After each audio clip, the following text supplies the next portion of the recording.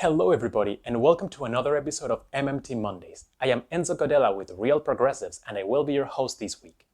In today's episode, we will be covering Stephanie Kelton's interview with the Nicole Sandler Show, in which they will be discussing the proper MMT response to the COVID pandemic. If you've been paying attention to the news, it's probably no surprise to you that we seem to be entering a new Great Depression. Just look at the massive unemployment numbers, or all the debt that families have been forced to get into during this time, or just how many tenants haven't been able to pay the rent these past couple of months. All the while, all the government has been doing is pumping huge loads of money to the uber rich and giving the rest of us $1,200 that many of us haven't even received yet. There's no way for many of us to fight against this, and the situation is only getting even more harsh for many families across the nation. That said, do keep in mind that we have been building toward this moment for a very long time. And yes, the Trump administration's economic policy has been disastrous, even beyond the COVID response. Just look at their ludicrous 2017 tax cuts, which overwhelmingly favor the rich, or his tariff wars, which have been hurting our workers at every level of industry. All the while he keeps bragging about low unemployment numbers or whatever, even though, 76% of workers live paycheck to paycheck, and roughly 40% struggle to meet even their most basic human necessities every month. But even then, this isn't just a Trump issue. This is an issue that has been echoed by both Republicans and Democrats going all the way back to the 1970s, all the way back to the Jimmy Carter administration, which some of you may not be aware of this. But even back then, the left was still pushing for very progressive policies, including things like public health care and the federal jobs guarantee. Policies that got shut down by the fiscally conservative Democrats led by President Jimmy Carter. This narrative would eventually be put on steroids by the Ronald Reagan administration and by every administration ever since. We got the George H.W. Bush tax cuts and deregulation. Then Bill Clinton signed into law the Gramm-Leach-Bliley Act, which repealed Glass-Steagall and the regulatory policies put in place by FDR after the Great Depression. And of course, this move is directly responsible for the 2008 financial crisis. Then came George W. Bush with further deregulation, etc. And then we get to Obama. Praised by many liberals, especially those in the higher economic echelons, as the best president in their lifetimes, we can't ignore the fact that Obama, yes, he did halt the Great Recession, but he also refused to address the structural problems that gave us the recession to begin with. The recovery from the recession was very slow, and honestly very weak. We never got the quality jobs that we had pre-recession times. Instead, the new jobs that we did get, A, paid us less, and B, hired us for fewer hours. Our wages have not been keeping up with real production in decades. It was supposed to be that as time went on, our quality of life would improve, right? Instead, we work harder, we work longer, and we live poorer than our previous generations. But it's alright, they tell us, because the stock market is soaring right now. And that's supposed to make us feel better. How? About half of people in this country do not own any stocks. And for the people who do, it's only a small minority that actually get noticeable benefits from this rise in the stock market. For the rest of us, what we are experiencing is a corporate class that is quite content with burning down the economy because they know they're just gonna get bailed out by the government anyway. And they better get bailed out because if they're not, then the ones who are going to end up in an even worse position are you and I. So what we need right now is for our representatives to learn modern monetary theory, to do away with their nonsensical restrictions on public spending that they have imposed upon themselves, and to actually spend for our sake. Different experts have already suggested different proposals that they would like to see implemented.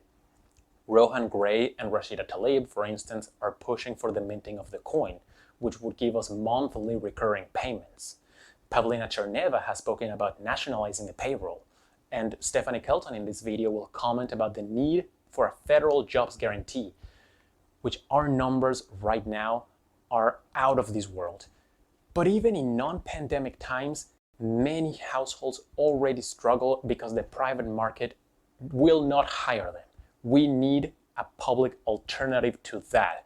We need to do away with unemployment. Right now, it's just absolutely clear that we do.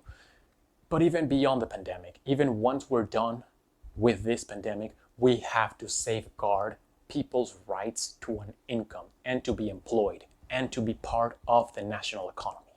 With all that said, let's head right into the video. I hope you'll enjoy it, and I'll see you back here from the other side. I'm so happy to be able to welcome Stephanie Kelton back to the show. Stephanie is an economist and an educator. She's currently a professor at Stony Brook University, was formerly a professor at University of Missouri, Kansas City. She's served as an advisor to Bernie Sanders' 2016 presidential campaign, and her new book is coming out soon, I think next month. It's called The Deficit Myth, Modern Monetary Theory and the Birth of the People's Economy. Stephanie Kelton, thank you so much for joining us today.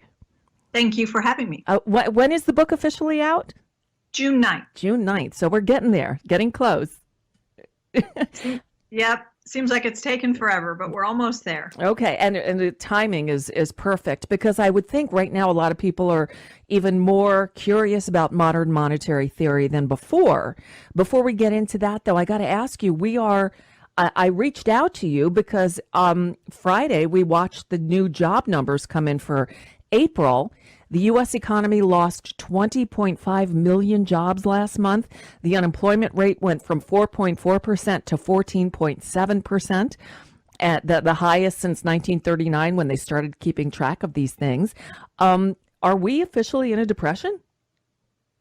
Well, I mean, there's not really a universally agreed upon definition, but I think by most reasonable accounts, this has risen to historic standards that look very much like depression level unemployment numbers. So eventually, I'm sure we will reach the point where people begin to describe the situation that we're in terms of the economy as a depression. It's frightening. I mean, when you saw those numbers, and we were prepared for them. I mean, in fact, they were bracing us for an even higher. They said the unemployment rate could be up as high as 16%. It was only 14.7. But on Face the Nation this weekend, Kevin Hassett, who's a White House economic advisor, said he thinks the unemployment rate will rise to north of 20% next month, because this only measured like halfway through April, right? Yeah, exactly. So, the estimates vary, of course, but there are people out there who have warned that we could see official unemployment figures rise above 30%. I think former Fed chairperson Janet Yellen has suggested that, that's a reasonable forecast to be thinking about right now. So, in other words, levels of unemployment that exceed what we experienced in the Great Depression, which was about 25% or 1 in 4 people out of the unemployed. Right. And before this happened, before we got hit with the coronavirus pandemic, the employment picture was already kind of shaky because of new technology and artificial intelligence and consolidation. I mean, I've worked my entire career in the broadcasting industry. We've seen massive job losses over the last decade or so due to technology, due to things called voice tracking and the consolidation of big broadcasting companies. So we were already hurting, and then for this to happen and all these massive job losses, these are scary times. When you look at these numbers as an economist, Stephanie, does it freak you out? Oh, no question. I mean, the idea that 20 plus million people lost jobs in a single month is jarring for any economist.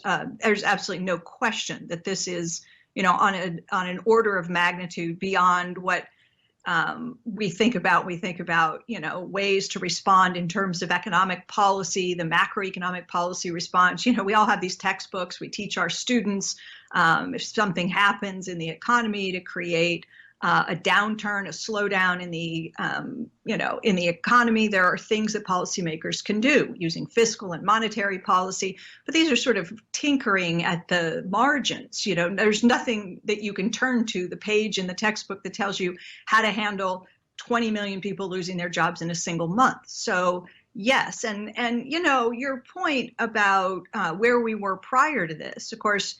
Donald Trump would tell you that we had the greatest economy in the history of the universe, right. That he was the greatest jobs president God ever created.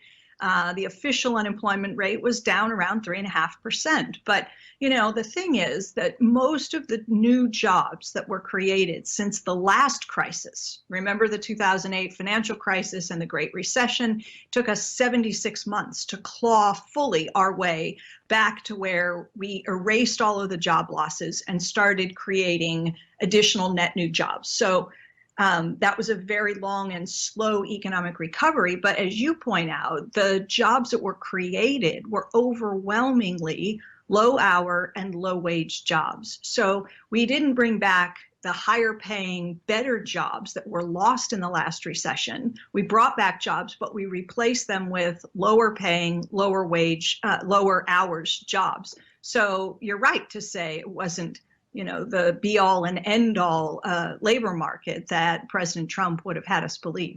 Right. But he keeps repeating those numbers and those claims. In fact, he went on last week to say, I built the best economy in the history of the world. Just to, drive home, he built nothing, right? This was building on the Obama administration's turning around of the disastrous economy left by the Bush administration. When Obama took office, we were losing 900,000 jobs a month or something ridiculous like that. And we had been until last month on a steady 11-year climb with the economy getting better and better, right? So Trump built on the Obama administration's turnaround of the economy. Am I overstating that? Well, no, not entirely. But again, those jobs that we did bring back in most instances were not as good as the jobs that had been lost. So I don't want to give 5 stars to, the last 10 years or so either. But you're absolutely right to say that, Donald Trump doesn't get to take credit for a long-term trajectory of steady but fairly low economic growth and steady improvement in the labor market. Right. So he'll say whatever he's going to say. We've learned that every time he opens his mouth, lies come out, and we can't trust what he says. Again, the Obama administration didn't. Again, we didn't see jobs come back with higher salaries. We saw some numbers come back, but again, I'm pointing out Trump saying I built the best economy in the history of the world, and that simply is just not true. No, he didn't totally destroy it, and he, what did he do? What is the major legislative accomplishment from this administration over the last 3 years? What is it? Big tax cut for billionaires. Right. It's the tax cuts that were pushed through in December of 2017. That is the major legislative accomplishment. You said it exactly correctly, that we did big tax breaks for corporations on the corporate income tax side. And when it came to the personal income tax, what you and I pay, the benefits went disproportionately to the people who least needed the help. 83% of the benefits went to people in the top 1% of the income distribution. So, he did that. We got some deregulation, and then he did the tariffs. Yeah. And so, to the extent that he counterbalanced some of the harmful impacts that his tariffs caused with a little bit of a break for people in the bottom 99%, where 17% of the benefits went to people in the bottom 99%. He didn't totally wreck everything, but he absolutely did not and could not possibly credibly take credit for a booming, thriving U.S. economy under right. administration. Now, one thing, Stephanie, that's happened since Trump took office is the stock market. And some pundits, some people in the administration, Trump included, will point to the stock market to say, look how great the stock market's doing. That just proves that our economy is doing so well. Well, most of Americans, myself included, don't have any money invested in the stock market. And just because the stock market's doing well doesn't mean the economy is doing well for us. What kind of an indicator is the stock market on the overall health of the economy? Well, sometimes there is a correlation that makes some sense. You see a healthy, growing economy, you see workers doing better, and you can see the stock market improving alongside that sort of thing. Okay, it happened in the last 4 years or so of the Clinton administration. But for the most part, there's a large disconnect between these two things, right? Where what is perceived as good for the stock market can actually be quite bad for the working people of this country. So in other words, you saw the job numbers, the unemployment rate the other day. You said 20.5 million people lost jobs. And what did the market do that day? It went up. It went up. So look, I think that a lot of what we are seeing with respect to the stock markets today is that investors feel very confident that the Federal Reserve is going to pull out all the stops, do whatever it takes to protect big corporations, to protect investors, to protect the financial system. And that is building confidence in terms of investors who aren't fleeing the stock market in terror because they feel like the Fed has their back. And they do. Right. And in fact, for those of us who are wondering why the stock market is still relatively doing well, it's down. We're recording this 10 o'clock Monday morning, down 221 now. It's been down around 200 points since it opened about a half hour ago. But it's, over 24,000. And for those of us wondering how, the Fed has been injecting record amounts of money to keep it going, haven't they? Well, yes. And you also, I think, have to ask, what is the alternative? I mean, if we just stepped back, if the Fed just stepped back and, didn't have these lending facilities and didn't stand ready to provide liquidity and support businesses in this moment, then we would just start seeing a cascading wave of failures across, the corporate sector, business community, and we'd have an even worse unemployment picture. So we're in a situation where to a very large and real extent, protecting some of these firms and municipalities and backstopping others indirectly does help to support jobs. It's just that the Fed is, one institution. The Fed can lend, it can't spend. And what we really need is much, much more support coming from the fiscal side, coming from Congress, because as I said, the Fed can lend, it can't spend. And what we need is not to layer more debt, right? More lending means more debt. We need Congress to step up and protect jobs and shore up the economy using fiscal policy. Right. And now we learn that the House is working on the next round of stimulus. They have like a $1.2 trillion package that they want to introduce. And when I say the House, I mean the Democrats leading the House. Republicans, though, are starting to do their old, oh no, too expensive, we can't spend the money. Here we are in the U.S. We all, most of us have gotten our $1,200, whatever they want to call it, stimulus check. And those who haven't will get it shortly. But I've been talking to people all over the world. I've been doing this segment called Quarantine Calling, where I check in with people in different countries. And every other country I've spoken to, people are getting real serious, financial help from the government, whether it's Canada or the UK or Denmark or Norway. They're getting, in some places, a portion, 80, 90% of their salary every month. Canada, people are getting $2,000 a month. We got a paltry one-time payment of $1,200. That's not helping the average person who's hurting right now, is it? Well, it's certainly not helping enough for a lot of people. You're right. There are countries that committed early on to recurring payments rather than this one-off, a one-time $1,200 check. I call it stimulus. I don't call it stimulus because I think the idea is basically to keep us staying in place, just to try to contain it and hold it all together. What are people mostly doing with that money? Well, if you didn't need it, because a lot of people will say, look, I didn't actually need it. I still have my job. My income is face no disruption in my income. I can pay my rent, and so maybe these people will hold on to it, save it for a little while. A lot of people are using it to buy groceries and pay some recurring expenses, pay the utility bill, make a rent payment. But you can't stretch $1,200 very far in this economy. You can buy a few groceries and maybe cover a month of rent, and then it runs out. Right. So the real thing that Congress did, which was very good, was the expansion of unemployment insurance, and including non-traditional workers, allowing gig workers and others to apply for and get unemployment compensation. And then that extra $600 a week that the federal government is kicking in, it has actually been very, very important, and it has protected incomes. And in some cases, actually in many cases, the frontline low-income workers who were the earliest to lose jobs have seen their incomes protected in total, right? And in many cases, they're actually bringing in a little bit more now than they were making in their very low-wage jobs that they were working when they were employed. So, but the problem is, of course, that's going to run out. Right. And now let's bring modern monetary theory into this, right?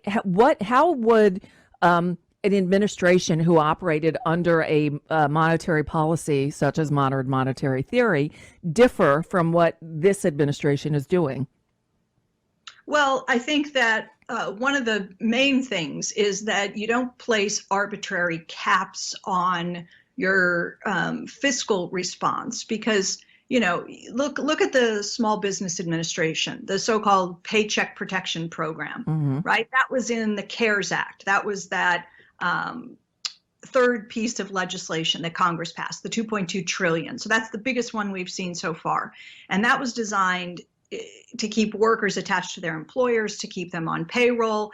And Congress said, okay, we'll stick a certain number on this. We'll call it, I think it was 348 billion or so. Okay. And that's the program. Well, that quickly ran out, right? So in one of the answers to your question is these caps are a problem. And the reason that we put caps on things is to contain the amount of spending that we're willing to do. And if you were working from an MMT perspective, you would say, what is the problem we're trying to solve? Put the money piece aside, because that's the easy part. We can always appropriate funding in whatever size we deem necessary to handle the problem we're trying to solve.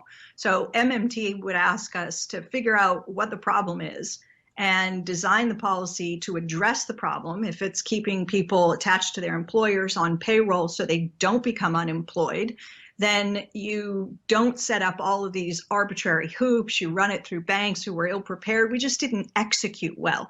And so I think, recognizing that you have to stand ready to provide whatever funding is necessary to solve the problems that you're trying to solve, without placing arbitrary restrictions on the size of the amount of money that can be borrowed, too many restrictions on how that money had to be used. A lot of employers didn't think that they could keep workers on payroll. A lot of employers said, wait, you're requiring me to spend 75% of the money on payroll, but actually my payroll costs are low. It's my rent and my utilities that are high because I'm in a high rent district or something like that. So that's one of the problems. And if you were all of a sudden, Stephen Mnuchin called you in and said, all right, Stephanie Kelton, we need a different mindset here. We need a different, way of looking at things. What would your advice be? How would you get us through this mess? Well, look, I think that it's almost impossible to go too big. There are going to be inefficiencies. There are going to be people who get money who, in retrospect, you think, well, we shouldn't have made that loan, or we shouldn't have provided that form of assistance. But in some ways, Nicole, it's almost like you wish you could just have everybody, take an oath and say, under penalty of perjury and fraud and prosecution and so forth, I am going to log into this website. I'm going to answer this series of questions. There are countries that have rolled out something like this, where you answer 6 or 7 questions and you say, are you facing hardship? Yes or no? Yeah, you click the button. What are your recurring expenses? You click the button. How much income, cash flow do you currently have? You click the button. What is your estimated shortfall in terms of necessary recurring expenses? You say, my current recurring shortfall is $1,700 a month, $2,300 a month, $3,500, whatever it is. And you click the next button, and that's the disbursement that comes. Wow. Okay. And 3 days from now, you've got that money in your paycheck, and you say, I'm protecting my workers, I'm keeping them on payroll, I'm paying my utilities. None of this, I was also thinking about buying a car, so I want to factor that in. No. This is for, necessary recurring expenses to allow companies, businesses, small businesses in particular, to avoid shuttering, right? To avoid going under, to keep their workers protected, to keep families protected so that they don't get evicted from their apartments, so that they don't end up losing their homes, so that their credit is not permanently impaired by this. I mean, that's the sort of big time intervention that could hold the whole thing together. Because you know what? We have the real economy, and then we have the financial side of everything. We ought to be able to pause the real economy without having everything completely fall apart. And the reason that things start to completely fall apart is because of the financial piece. It's that chain of interconnected payment commitments, debt, right? You got to pay your rent, you got to pay your utilities, you have a car payment, you have this. You miss one of those, and then there's someone on the other side, a lender who doesn't receive a payment they were counting on, who then can't turn around and meet their payments. So you got to figure out where you need to press on the financial chain to alleviate the strain that allows everything to kind of stay together until we're through this thing. It is frightening, and look, in your lifetime, this is what you do. You're an economist. You deal with this on a daily basis. Have you ever thought we'd get to a point where we're seeing numbers like this and an outlook like this? Well, no, I mean, not to this scale, but look, one of the things that my colleagues and I, the MMT academic economists who have been, thinking a lot about ways to have government policy respond to build a more resilient economy for more than 20 years, we've been urging lawmakers to think about adopting a jobs program. We call it a federal job guarantee or public service employment. You could say we want to build a care force. I mean, I don't care really how you describe it, but the idea is that you need a public option in the labor market. We needed to have something that was in place and capable of immediately absorbing people as they became unemployed. Well, as their employers let them go or furloughed them, laid them off, they could immediately transition into another form of employment. Instead of becoming unemployed, the government hires them, they remain employed, they have benefits, they're protected, their incomes are protected through this process. And it's a program that should be in place in good times and in bad. And if all of a sudden 20 million people are without work, that program is there, and you immediately hire those 20 million people into the program. You replace much, or in some cases, all of the lost income, depending on what they were making before. They keep their health care because the benefits are part of the package and so forth. So, we weren't thinking, wow, this is a program that's going to be important when we lose 20 million jobs in a month. But we were thinking that capitalist economies go through a business cycle.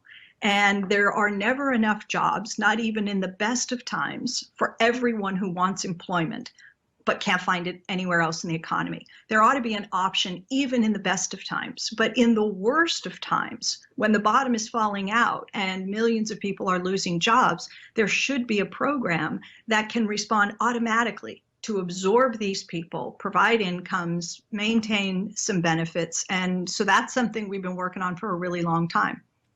And is there, I mean, I'm hoping that a Democratic administration will come in January and fix things. Has anyone in the Biden campaign reached out to you by any chance? Well, I'm not going to answer that question Okay. exactly yet. Okay. All right. Well, that's all I'm going to say right now. All right. Well, we'll leave it there, and I'll take that as a bit of good news, hopefully, to be coming soon. So I've kept you on a while. Let's talk about the book, The Deficit Myth. It comes out in just about 3 weeks, a little less than a month. And it tells about modern monetary theory. I guess this is a really good time for this book to come out, huh? You know, it's funny. I broke my arm a couple of years ago. I fractured my wrist, and I had to have surgery, and I had a plate, and I had all this physical therapy. And it was a long time before I could actually turn my hand from my palm being up to my palm being down, which meant it took a long time before I could type again with any, real speed. So it delayed the book quite a bit. And now, I said to my husband a couple months ago, thank God I broke my arm, because I think the timing really, really is. It would be difficult to have intentionally timed the release of the book any better, I think, because on the one hand, governments around the world are increasing spending without increasing taxes. In other words, deficit spending is happening all over the world on a huge scale. And you might think, oh, well, everybody's over the deficit myth because governments are just, using deficits to address the weak economy and the health pandemic and so forth. But clearly, you're already hearing, right, this drumbeat around, oh, my God, the deficits have gotten so big and the debt is increasing. And so we're going to have to think about cutting Social Security or Medicare or cutting budgets, or, the austerity drumbeat has already started. And that's really what this book is about. This book is designed chapter by chapter to help empower, regular people. This is not aimed at economists. There are no, I don't think there are any numbers in the book. There are no models. There's no math. It's a book that, it's meant to be accessible to anyone with a, reading comprehension. It's about the only requirement. But I really want to be able to empower people. So when we start hearing our politicians talk about withdrawing fiscal support prematurely, which is what happened in the last crisis, right? We withdrew fiscal support prematurely because everyone started to panic about deficits and debt. And that held back the recovery. That cost us in terms of jobs. It cost people their homes. It cost people their livelihoods. We had a much more anemic and slow recovery than we could have had if we'd remained, vigorous in terms of the use of fiscal policy. So I want this book to try to provide some kind of a protective layer against this, in a sense, this virus of deficit hysteria that inevitably invades us whenever we see deficits increasing. Great. And it's so needed right now. And again, this is what's starting to come with the fifth round of stimulus, or whatever we want to call it, with Republicans saying, oh, no, we're waiting. And Trump saying, oh, no, I'm not signing anything unless there's a payroll tax cut. Well, a payroll tax cut's not going to help anyone who's not working, right? I mean, it just, to me, makes no sense. Then again, I'm the layman here. Well, you're right. The payroll tax is uniquely beneficial to people who are still on payroll. Right. So that 6.2% of your paycheck that gets withheld every single month for Social Security and another 1.45 for Medicare, if that was done away with, it is tantamount to nearly an 8% increase in your take-home pay. That helps you if you're on payroll. But what does it do to Medicare and Social Security? And it does nothing to help all the people who are not on payroll anymore. Well, here's the thing. So I have a chapter in my book, it's chapter 6. And if the Democrats understood, I think, what I argue in chapter 6, the idea of a payroll tax cut wouldn't be so threatening. because the reason that many Democrats recoil at the idea of a payroll tax cut is precisely what you just said. They think that it undermines the security, the solvency of Social Security. And what I explain in this chapter is that we can protect Social Security. The federal government can go on making every payment that it has promised to future retirees, their beneficiaries, and the disabled into the indefinite future, with or without a trust fund that has a balance in it, with or without sufficient payroll tax withholdings. That's the point that I make in that chapter. And as long as Democrats continue to believe that the only way that Social Security survives is with enough payroll tax revenue and by shoring up trust funds and so forth, then I think the program is in real danger. You got to be able to fight back on stronger grounds. And that's what chapter 6 of the book is all about. I can't wait to read it. The Deficit Myth is out on June 9th. It is available for pre-order at Amazon and all those other places. I'll put a link on the blog at NicoleSandler.com and BradBlog.com, where today's show is posted, and to give you so you can pre-order it. Is there anything I didn't ask you that you think is important to tell people right now as we're all kind of freaking out, looking at these unemployment numbers, hearing, recession, depression, all these frightening terms thrown around? Anything I didn't touch on? I would say one thing, and that is the urgent need to get aid to state and local governments. That should have been it absolutely should have been in the third spending bill, the CARES package. Right. The Democrats said, no, don't worry. We'll get it next time. We're not done here. Those were the assurances that we were given when it didn't end up in that piece of legislation. And now Republicans are kind of starting to walk away, say, well, we're not in a real hurry to come back and do more. We want to sit back and wait and see how things play out.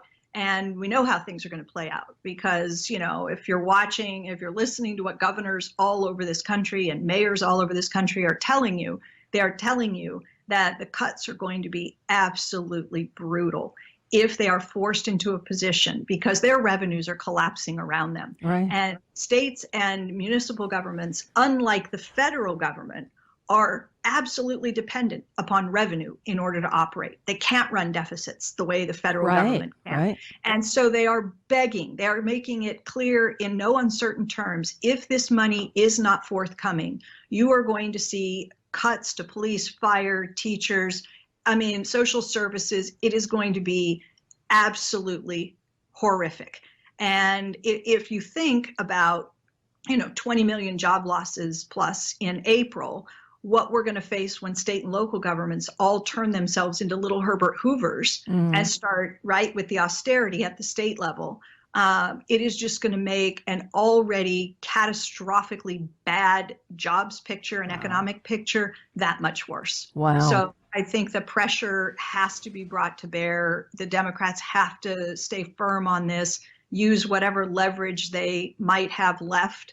And this time, use it effectively to extract concessions and get this in the next piece of legislation, or we are in real trouble. Well, that's important information. Thank you for that. Stephanie Kelton, again, the book, The Deficit Myth, hits stores on the 9th of June.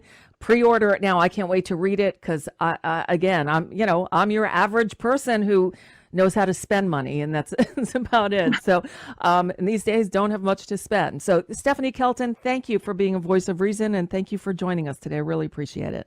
Thanks always, Nicole. Take care of yourself. You too. Hello again. Do you have any thoughts about Nicole Sandler's conversation with Stephanie Kelton? If you do, the floor is yours. Personally, I am seeing so much stuff going on in our country and around the globe that I do honestly and deeply believe that we find ourselves at a pivotal time. Now, I have no idea what's waiting for us on the other side. No one realistically could. But it does seem to me that how we act in the present is going to determine that outcome. I don't think that it is a mystery why the countries that have been the most afflicted by COVID are also the ones that have the most wholeheartedly embraced neoliberalism and the politics of austerity. Look at the United States. Look at the United Kingdom. Look at Bolsonaro's Brazil.